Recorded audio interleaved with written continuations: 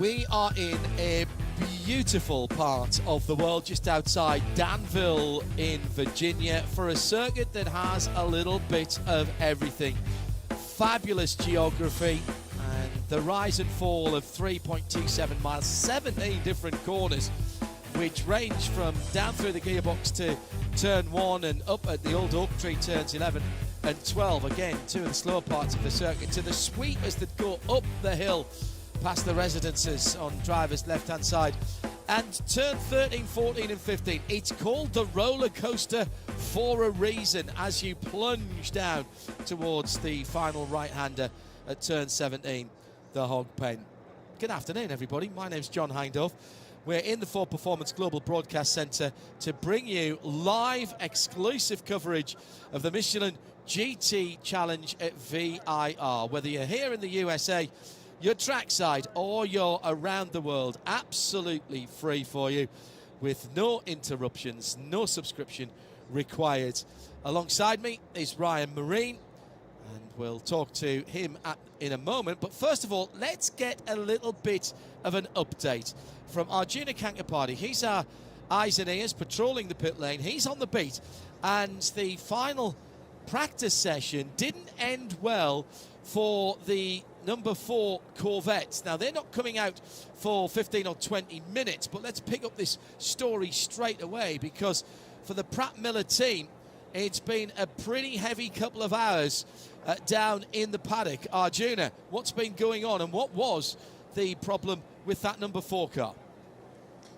Well, John, we saw a bit of smoke, steam coming out of the back of the number 4 Corvette as Tommy Milner made his way around the opening couple of corners of the lap. And the initial report was that it might have been a thermostat that was slightly faulty, but the team didn't want to take any chances, and so a full engine swap has been complete on the number 4. And I think, John, that was allowed by the amount of time between FP2 and this qualifying session late in the evening. Obviously, like you mentioned, 15 extra minutes for the GTD Pros before they go out as well. But the other thing is Pratt and Miller have historically been very, very successful at this track. Take out last year's result from the mix and just taking Antonio Garcia's record here. 9 podiums and 4 wins inside of the last 12 or so years.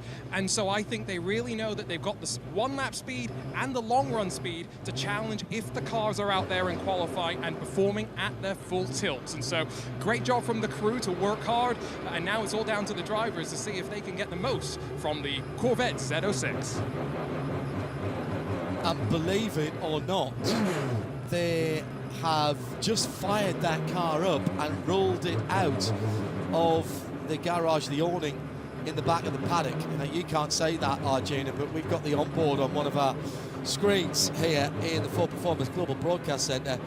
I'm not sure how much testing they've done. The car's not been out on the track, Ryan Marine. So in about 20 minutes or so's time, big thumbs up from the engineer who's behind the wheel at the moment. It's not one of the drivers. He's sitting there with a walkie-talkie noise-cancelling headset on in the car at the moment and driving that car down to the back of the paddock. But that car will not, in fact, it's on the pit lane now.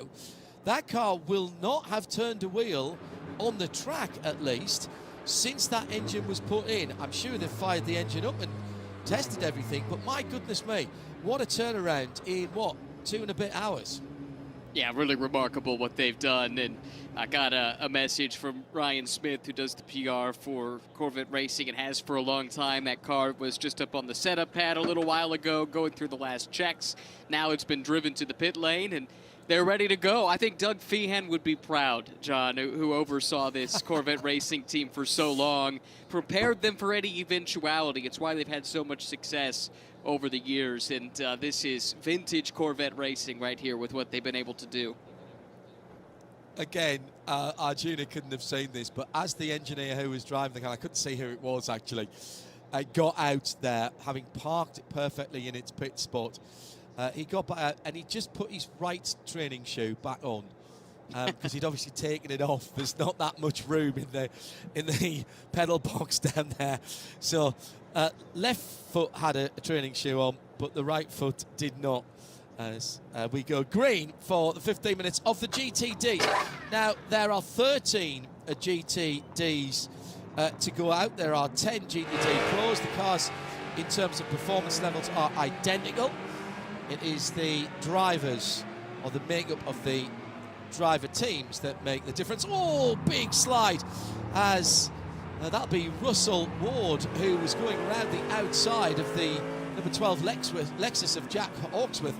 Russell, who has been pretty impressive in his qualifying, was the fastest GT car of any GT car at Road America last time out. And by that I mean, in qualifying, he beat all the pros. Now, he didn't start an overall pole because the GTD pros go ahead of the GTDs, but that was some statement of intent, as he left the pit lane, immediately goes to the front of the line.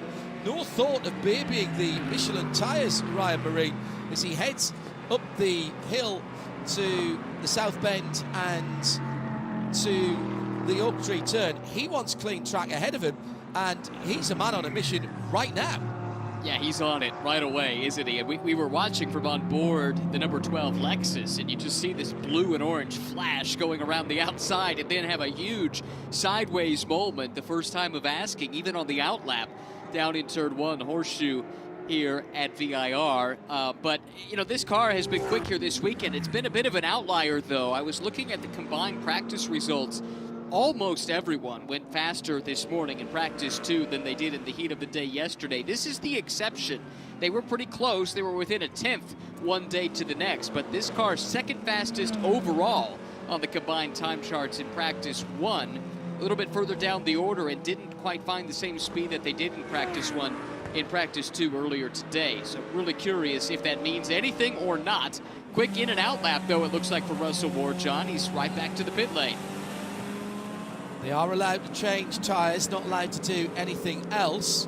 On the temperature, air temperature 29 Celsius is 84 Fahrenheit in the air. 99 Fahrenheit is 37 Celsius on the track. Well, Russell's just pulled in after putting one heat cycle into a brand new set of Michelin tyres. 6 sets for both GTD and GTD Pro, and indeed it is a brand new sticker set that is going on. So Russell just taking the release agents off the surface of the tyres. They'll be used again in the race. Easy to spot new tyres from Michelin for many, many years, even if they don't have the stickers on. The release agents that they've used from the racing moulds that they make the tyres in, and it's a phenomenal process. Actually, we should go down to Clermont-Ferrand and do an inside story on the process of how that happens, because it's fascinating. But the release agent that is sprayed into the mould before they make the tyre has elements of silver in it, and that is why you get that literally silver sheen. It's a sort of a silver oxide that is in there, and that is something that Michelin has used for many, many years, and that's why you see that, particularly on Michelin brand new tyres, you see that sheen on the tyre. Let me run down the drivers who are qualifying. We've had nearly 4 minutes, but no meaningful times as yet. Jack Hawksworth is out in the number 12 Lexus. The AWA Chevy Corvette is Ore Fadani. It'll be Onofrio Triazzi for the 021 Triazzi Ferrari. Casper Stevenson for Heart of Racing's Aston number 27. Manny Franco for Conquest Ferrari 296, number 34. 36, Alec Udell for DXDT Racing Chevy Corvette. Danny Formal, Wayne Taylor Racing, number 45. Russell Ward, already out having changed his tyres for the Winward Racing AMG GT3. Jensen Altman for Gradient 66 Ford Mustang. Brendan Iribe,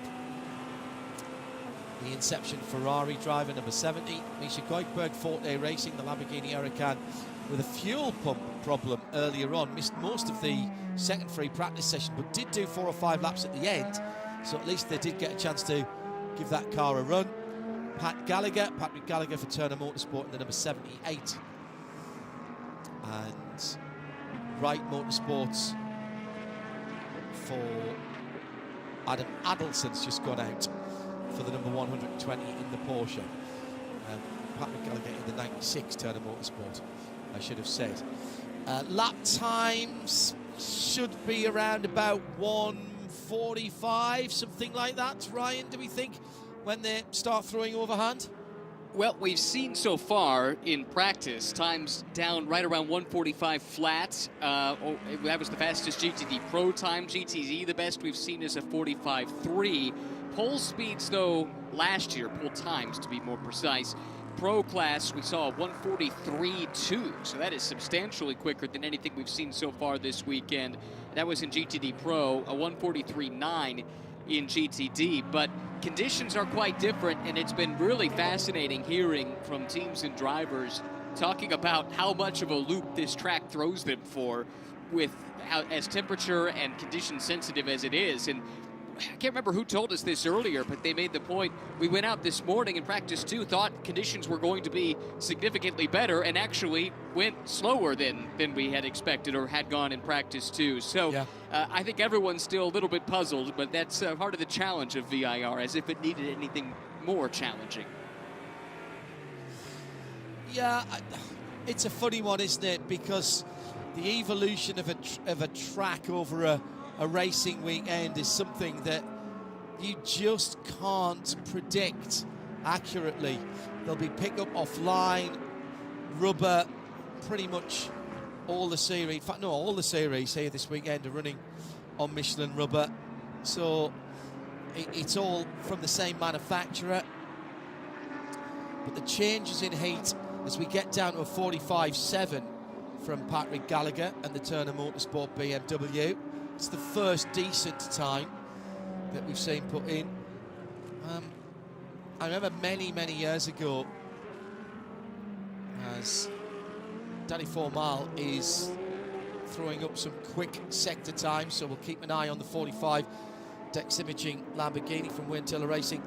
I remember doing a Ginetta race at Rockingham Motor Speedway, the one in Northamptonshire, about 10 miles from where I live now, and the first time in the car was my first time ever in the car, and I went out and went around in the practice session. In the second practice session in the afternoon, I knew the track better, so I thought I should be getting quicker, and I wasn't. I was slower, and I started to overdrive, and that made me go slow still. And it was only when I realised, didn't have any radio in the car, of course, when I looked at the timing sheets, that everybody had gone slower in that session, when I expected everybody to go faster. Was the track had changed. It just evolved differently. And actually I was much closer to the front of the field than I had been in the first session, although I had gone a wee bit slow. I'd gone less slow than everybody else, if you see what I mean. And it is just one of those weird things that you've got to get your head around. And this is where the good drivers shine, particularly in qualifying. There's a real skill to bringing the tyres in a way that you can get the best out of them on lap 2, 3, 4, 5, whatever it is. And it's a skill that some people have innately. It's one that some drivers have to learn. I had a chat with a driver the other day who was telling me that they once did a whole 2-day test in Europe with 2 cars, and him and his teammate, and this was in single-seater racing, where they just did 4 and 5 lap runs and threw new tyres at the car after every 4 or 5 laps. I mean, think of the investment to do that. But it was teaching them as they were coming up through the formulas that this is what you have to do. So we're already down to just 5 minutes to go, and a 45 flat is the best now by Jack Hawksworth. Patrick Gallagher backs up his 45.7 with a 45.3 on a Frio Triarsi with a 45.4, but Russell Ward goes to the top with a 44.860. I think, Ryan Marine, that's the fastest lap we've seen all week by any GT car.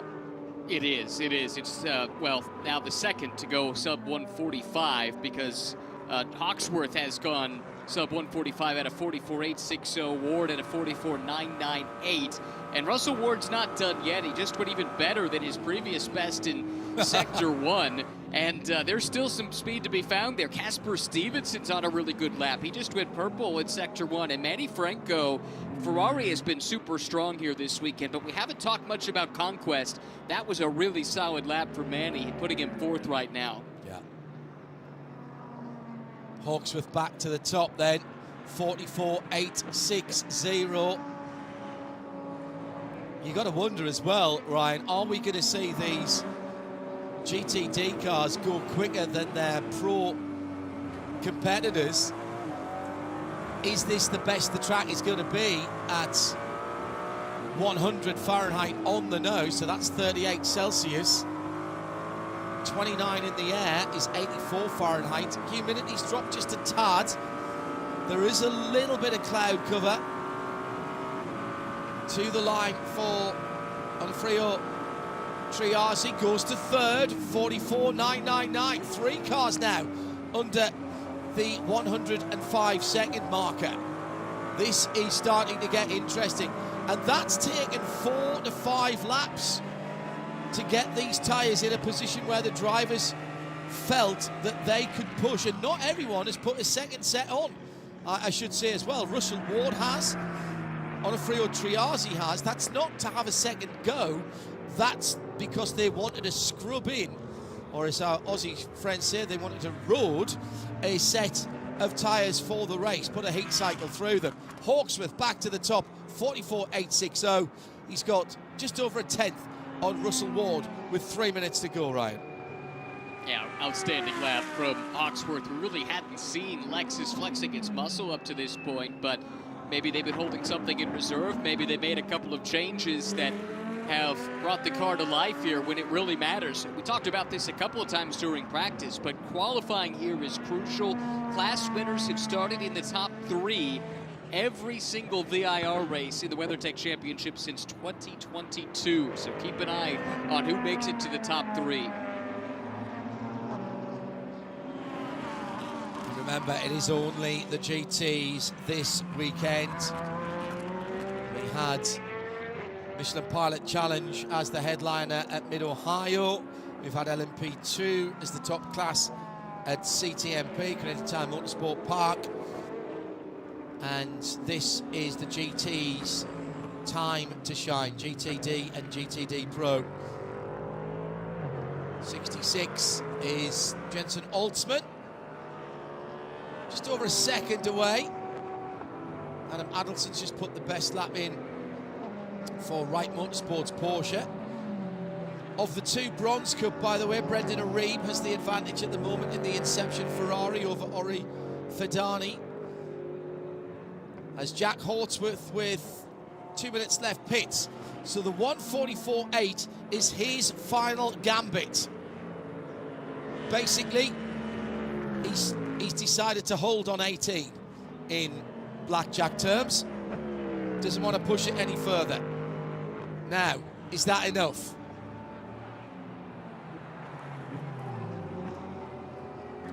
What's Russell Ward doing?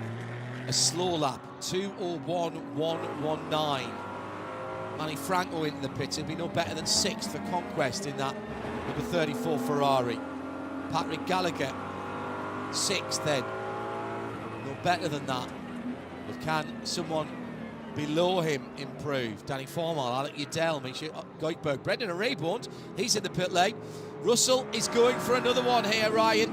You can see from the body language of the car as it climbs up to the top of the hill, he is throwing it around, and the 021 car as well beginning to push on a little bit, with Onofrio Triasi coming down to the last part of the lap. Does he stay out? Yes, he does. He'll make the dash for the line. Ryan Marine is watching the splits of Russell Ward as the red, white and black Ferrari comes to the line, and a 144.999 is what he's got. A 145.1 is what he did, so he'll stay with the earlier lap. How about Russell Ward? How's his lap going, Ryan? I don't think it's going to be enough. He was about half a second slower in the middle sector than Triarsi was, and it wasn't good enough for an Ofrio. I thought Triarsi didn't have to find much to get to the front row. He's only missing out on second by 1/1000th of a second, but it looks like he'll probably have to settle for third. Russell Ward wasn't seeing the time on his dash that he liked. He's made his way to the pit lane. Checkered flag is out as well, with about half the field already calling it quits. Yeah, that last sector for Triarsi, he was going well to that point, but just couldn't wring the time out of it.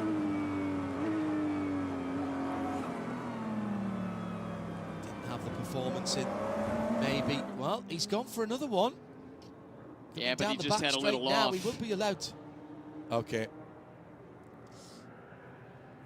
As I took my eyes off the screen, obviously, to watch the timing.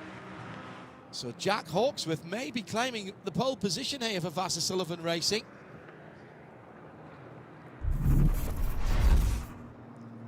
Triarsi just pushing on a little bit too hard, and that was a... Well, do you know what? Fair play to Onofrio.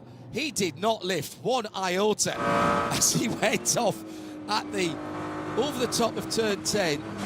He's got his right-hand side Michelin's on the grass. He gathered it all together and somehow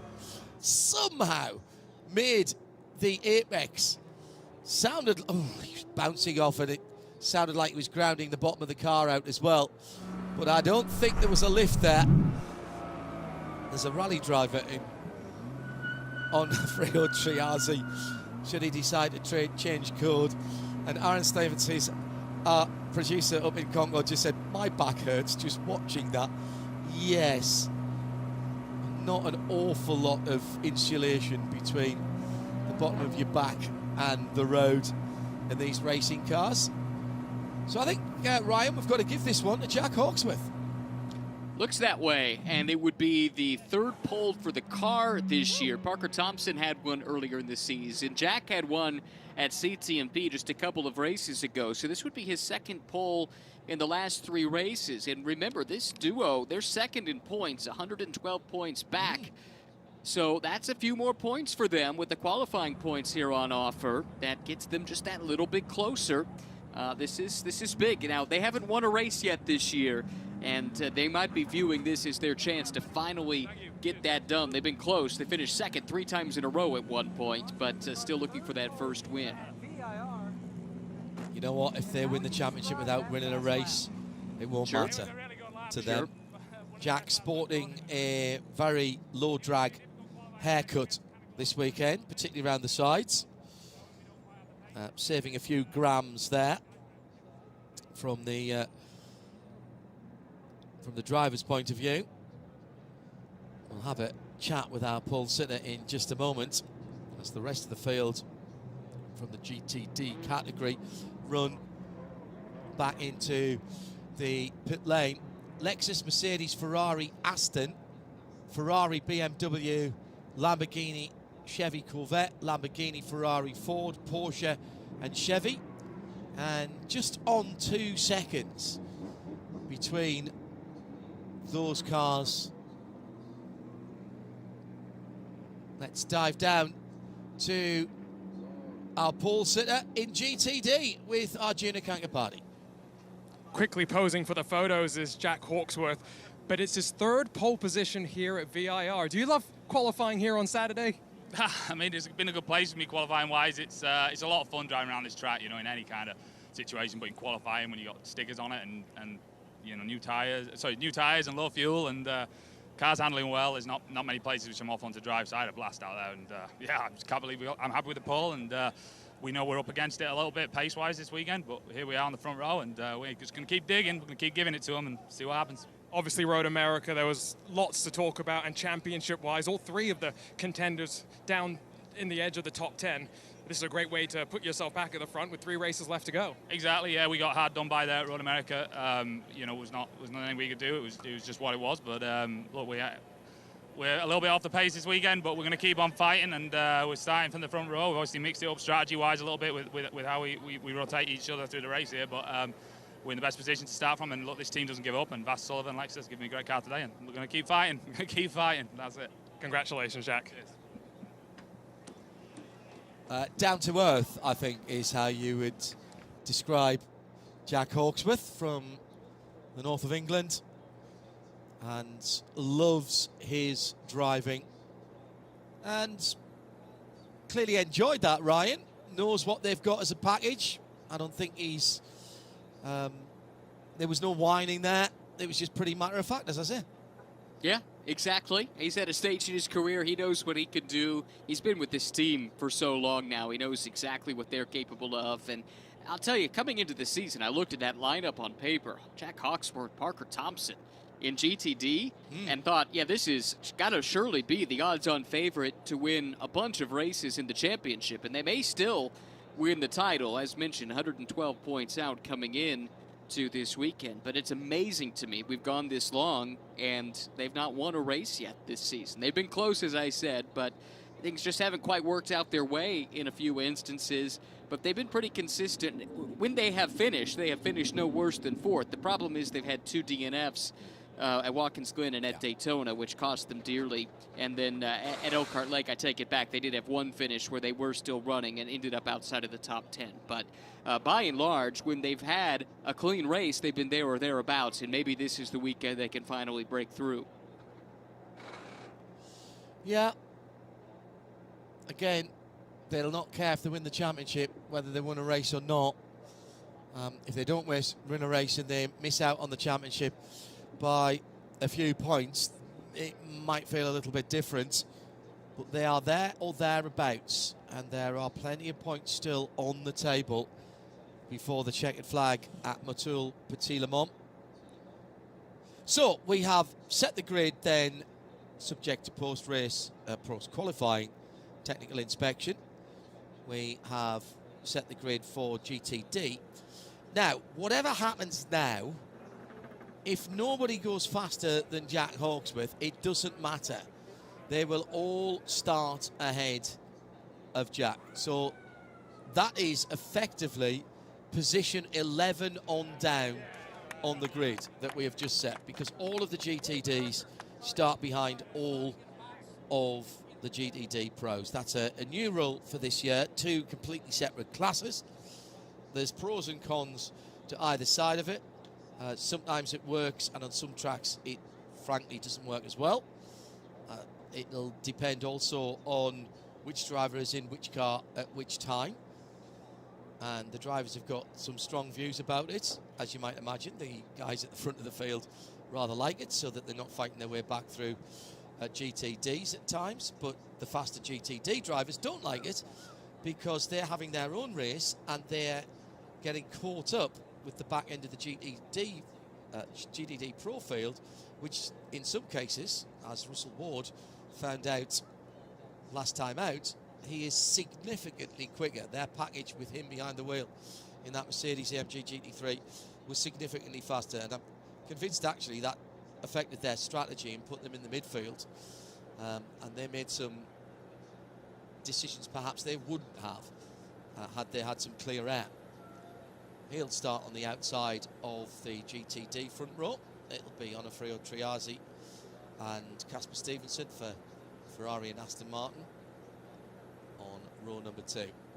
So now we rinse and repeat, do exactly the same things as well. Chris Suku, good evening to you over in the UK, coming up to 20:10 on a Saturday night. Great result for Lexus.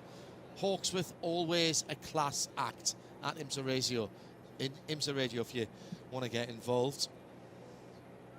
And if you were tuned in to RS2 IMSA Radio just before we started, you will have heard my real-world road test of the current Range Rover autobiography, the the P550e, which we had for a few weeks recently. Chris was one of the team that worked on one of its predecessors, the L322, which for me is still a classic Range Rover, and I would love to have one of those on the fleet. It's still a bucket list vehicle for me, that, Chris. Hello from Darmstadt, Germany, from Rafi. tuning in where it's, what's that then, nearly 20 past 11 Central European summertime. We'll reset the timing and scoring screen, put another 15 minutes on the clock. Taking a wee bit of time between these sessions, maybe a little bit of clean-up going on the track that I haven't noticed. The big story here is that engine change as we go green. Is that engine change for the number 4 Chevy Corvette. Overheating issue in the final free practice session. May have just been a faulty thermostat or a sensor, but it certainly overheated. It was blowing out steam, and they've decided not to take a chance. So GTD Pro, Neil Verhagen will qualify the number 1 BMW for Paul Miller Racing, the number 3 Corvette Antonio Garcia, Tommy Milner in the number 4 Corvette, Marco Mappelli for Pfaff Motorsport in the Lamborghini Huracan, the number 9, Ben Barniker for Vassar Sullivan in the Lexus RCF GT3. Actually, check that. That is Nicky Katzberg that has gone out in the number 4 car. Just seeing the helmet there as he went through. Aaron Tielitz for the number 14 Vassar Sullivan RCF GT3. Dan Harper for Paul Miller Racing in the number 48 BMW. The 2 Fords, Sebastian Prio in the number 64, and Frederick Vervisch in the other Mustang GT3, sporting their liquid carbon with ultra lime accents this weekend. And Klaus Bachler for AO Racing in the number 77 green Porsche. That's Rexy. And the car to watch is what Ryan Marine's going to tell me. The Dragon Speed Ferrari, Albert Costa in the number 81. Is that where your money's going, Ryan? Undoubtedly, yeah. He's been the fastest in both of the sessions so far. At least that car has been, and he's in such a fine vein of form right now. Costa, by the way, with 3 poles already this season. Sebring, Laguna Seca, and then also the last time out at Road America. And the Sebring Laguna Seca poles, those were in back-to-back races. It would be the second time he would have back-to-back poles this year. 3 straight podiums as well, plus just how quick the Ferraris across the board have looked here at VIR. I think if you're looking for a favorite for pole, you probably have to start with Dragon Speed. Jerry C has made his way to the circuit after a rather more lengthy travel from home than he anticipated, but the good news was that he was tuned into IMSA radio, so didn't miss the Mustangs this morning. He's on site, been posting some great pictures at IMSA radio if you want to join the conversation. Quick switch of tyres for Klaus Bachler in the AO Racing number 77. The gold teeth on the Dinosaur Rexy, representing the race victories. Back out onto the track with 12 minutes to go. So the first set of tyres again just being scrubbed in for a single lap. And now this is the set of tyres bolted onto that number 77 Porsche that will determine how far up the grid this Porsche goes. It's not been on the pace here, but that hasn't stopped them wringing results out of this car when it hasn't had the single lap speed. He's right in front at the moment, come out right in front of Aaron Tielitz, which I'm not sure was appreciated by the Lexus driver, who is on his first flyer. Hasn't dropped away from him either, though.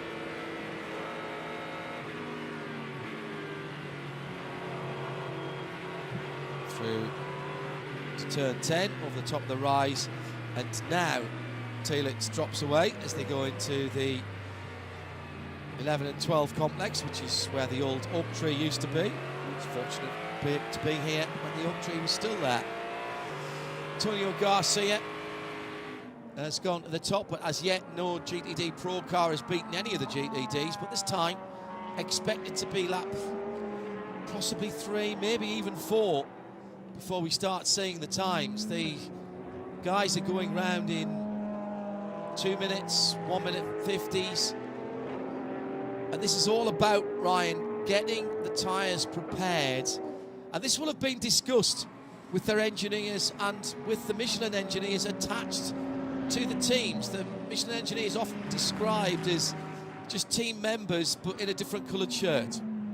Such a big and important, crucial component of the teams as well. They're always there checking tire wear, checking tire temperature and pressure when pit stops take place, and giving feedback to the teams based on what they're seeing. And they're embedded with the teams, like you say, to help them along, give them the data that they need to make the best decisions possible. And it is such a symbiotic relationship between the tire engineer for Michelin and the team as a whole on the IMSA side, with these respective teams that welcome the tire engineer into their pit space, because they work well together. They have to get the most out of the tires, which, you know, it should be noted, they're the only things attaching these high-tech cars to the ground. It all comes down to 4 bits of rubber.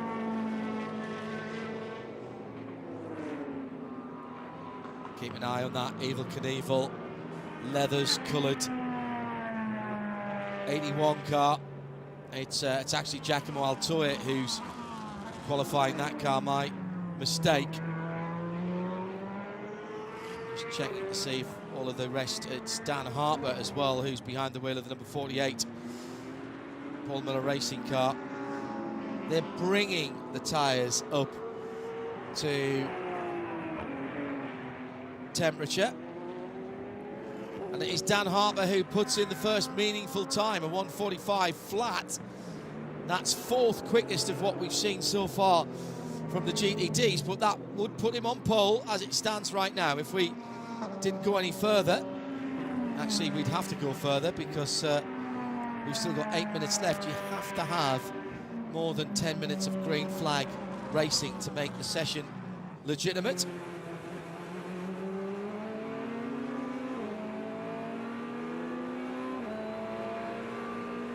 Ryan watching the split times very carefully for greens and purples. That indicates individual best for a green or overall best for a purple.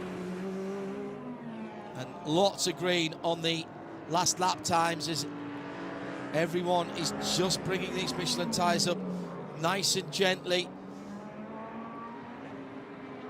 Giacomo Altoe has 2 outright best times. They're lighting up in purple on the Alcamel timing screen. Now coming down the final segments, using the cars almost touring car style down through the final corners onto that front stretch, which bends away to the right, comes to the line now and goes to a 44.847. Giacomo Altoe then provisionally on pole position with the fastest time we have seen all week from a GT car. Can he hold on to that? Just for those who keep track, that's 0.013 of a second faster than Jack Hawksworth did in the Lexus. But that matters not, because the GTD Pro cars will all be ahead of Jack. Neil Verhagen for Paul Miller Racing. They've shown some speed recently, Ryan, and they're there again. 0.2 of a second. That's a huge gap in context of what we've seen recently. And then off for the Lexus of Aaron Telitz. Now, can he keep that going? He does not want to cause a red flag here. That would cost him 2 fastest laps. And I think he has managed to keep it going. Yes, he has. Yeah, very good recovery. For all the reasons you mentioned, that's so important to avoid losing the times that he set. And did he keep it off the wall? He did. That is a good piece of driving when things had all gone awry. Yeah, at the top of the hill again. Just maybe, was he distracted by the car in front throwing a bit of dirt up at the top of the roller coaster? Did as little as he needed to do to keep that car off the wall, then pulled up and braked hard and has left a little pile of grass cuttings. Enough to keep a small llama interested for a while. A bit of grazing there.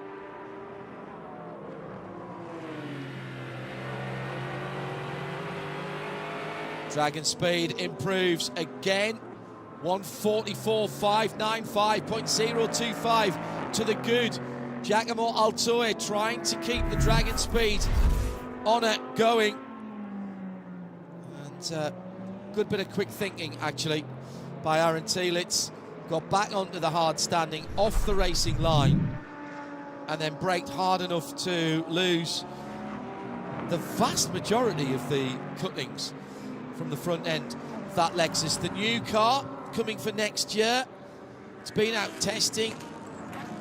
Did a public track day at WeatherTech Raceway Laguna Seca a wee while ago. The road car concept now being fine-tuned and honed by Toyota and Lexus, and the race car under parallel development. We will see a new car for next year. 4 minutes to go, and we're still seeing improvements. Paul Miller back to the top again by a tenth. And that was on their 5th lap, so 4 flying laps under the wheels of both Paul Miller Racing's BMW and the Dragon Speed car. Question is, has anybody else got anything to give? BMW, Ferrari, Corvette, Ford, Mustang. Seb Prio hasn't given this one up, Ryan. No, there's a few that are on good laps right now. Alto's trying to fight back. He needs to find about a 1/10 of a second to get to the top, and he's done it by 45 thousandths. So put Ferrari back in front of BMW, and that is huge for his teammates' championship bid as they try and score maximum qualifying points here today. Yes, as Ryan mentioned earlier on, remember, it is the team that score the points, not the individual driver. So both drivers get the qualifying points is the point. And we have seen championships going down to the kind of points differential that qualifying makes. So do not think that this is just about track position, although that's very important here, given the history of where the winners have come from since 2022, i.e. in the top 3, but also there are points to be won here. And that, at the end of the championship, at the end of Motul Petit-Le-Mans, can be very, very important indeed. So Neil Verhagen has pitted. Giacomo Altoe then with the advantage, the 144.433, less than half a tenth away. Neil Verhagen in second. Antonio Garcia in third for Corvette. His teammate Nicky Katzberg in fourth. And Sebastian Priaulx in fifth. Those top 5, half a second between them, then another couple of tenths to Klaus Bachler for EO Racing in the Porsche number 77, then another couple of tenths back to Fred Favish for the second of the Fords. And Aaron Telitz, after that spin,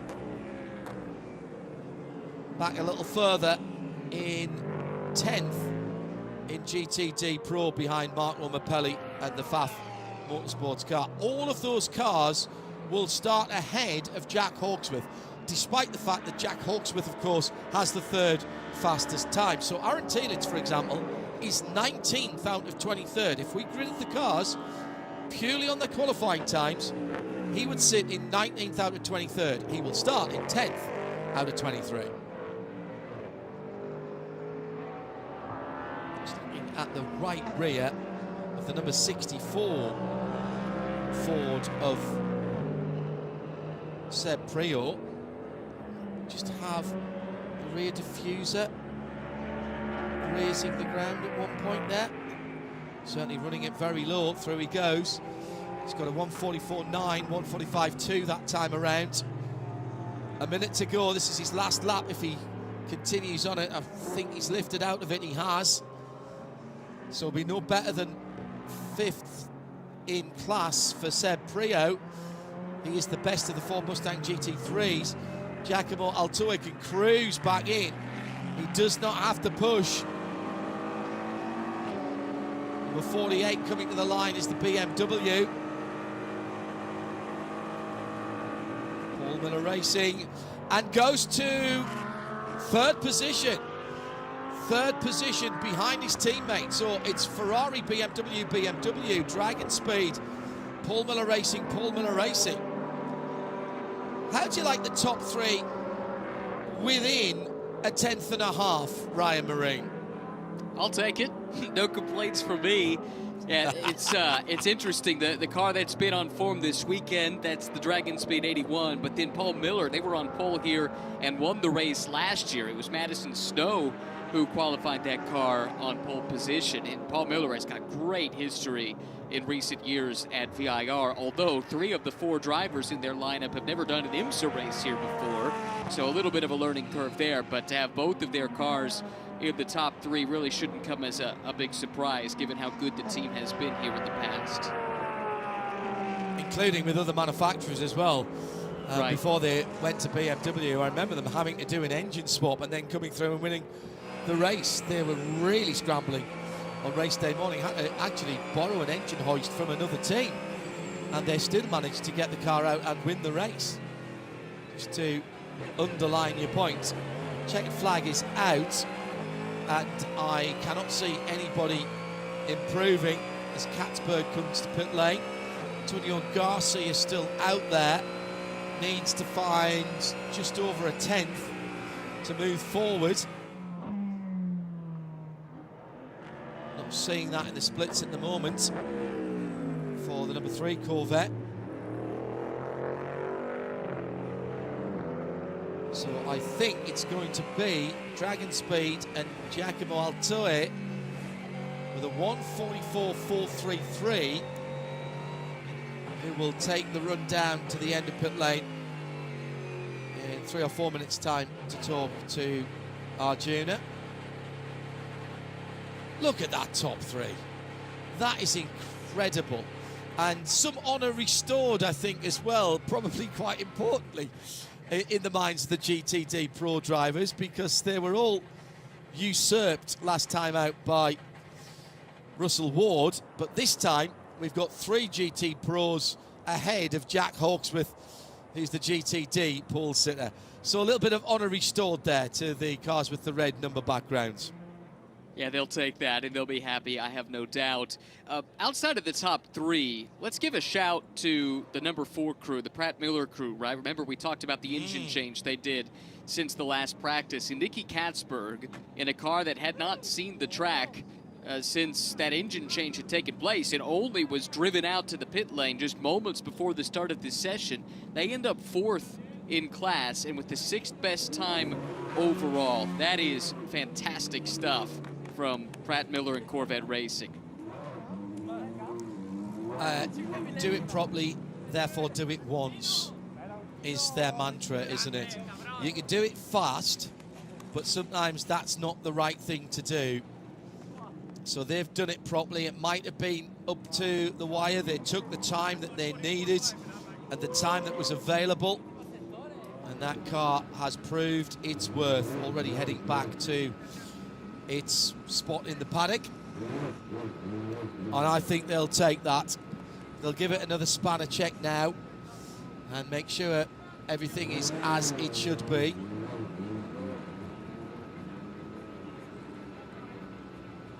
So just to give you a quick unofficial rundown again, post-qualifying tech to come. It should be the Dragon Speed, well, on times, Dragon Speed Ferrari will bring the cars round to the green flag for the Michelin GT Challenge at VIR, followed by another 9 GTD Pros. On the outside of the front row, it'll be Paul Miller Racing in the number 1 BMW, and then their number 48 car will be on the inside of row 2 to be joined by Antonio Garcia in the first of the Corvettes, the number 3. The number 4 Corvette will be on the inside of row 3 with Seb Prior and Ford Mustang, number 64 for company. Then on row 4, Klaus Bachler for AO Racing with Fred Verveesch alongside him in the second of the Mustangs, the number 65 car.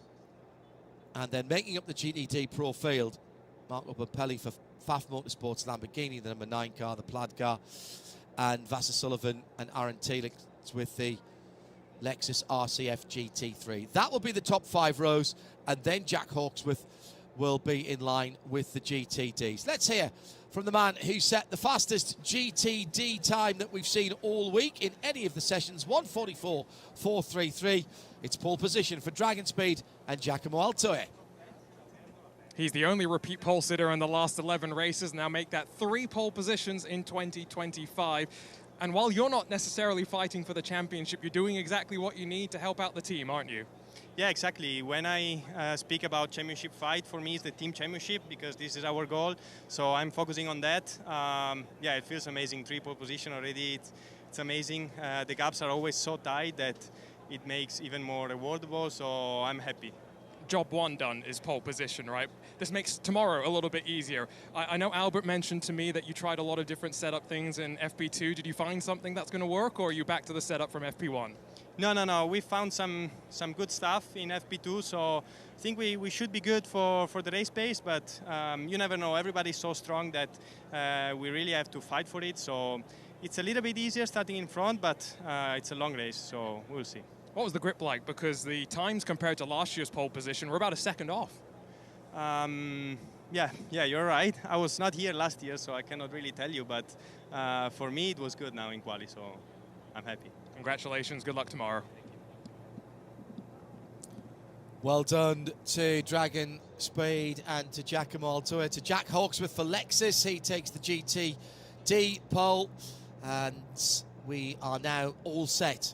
Next time we see the IMSA WeatherTech Sports Cars for their championship race tomorrow for the Michelin GT Challenge here at VIR will be as they roll out on their formation laps for the race. So join us for that on Sirius XM 206 here at the circuit and around the world on RS2, and of course on the IMSA TV feed as well for those of you outside of the US. My thanks for their work today to both of my colleagues in this broadcast here in the For Performance Global Broadcast Centre, to Ryan Marine, and down in the pit lane to Arjuna Kangaparty. They can take a well-earned rest. I've got one more race to do. Thanks for joining us so far. Don't go too far away because we finish our Super Saturday with extraordinary excitement. It's the Whelen Mazda MX-5 Cup presented by Michelin that comes next on the circuit. We'll see you for that, and we'll be back with more racing tomorrow for the WeatherTech SportsCar Championship.